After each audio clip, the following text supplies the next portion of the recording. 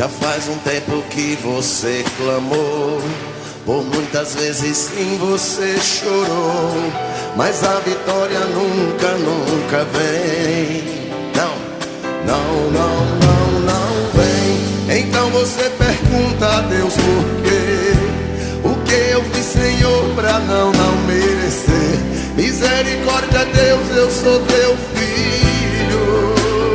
Eu sou teu filho. Oh, não. Daí que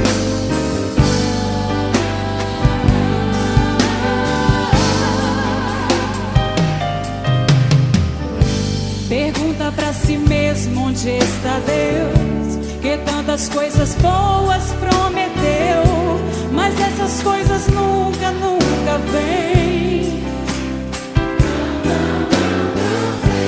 Então você não sabe o que fazer. A dor e o desespero não te deixa ver que Deus tem algo profundo contigo. Ele é contigo.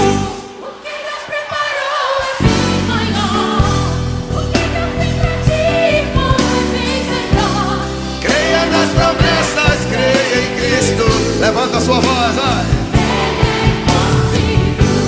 Deus vai fazer acontecer. O teu inimigo não vai entender.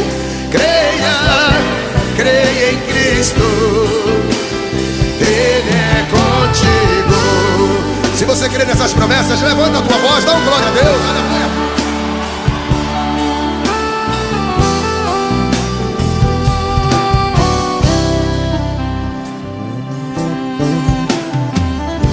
Pergunta pra si mesmo onde está Deus, que tantas coisas boas prometeu, mas essas coisas nunca, nunca vêm.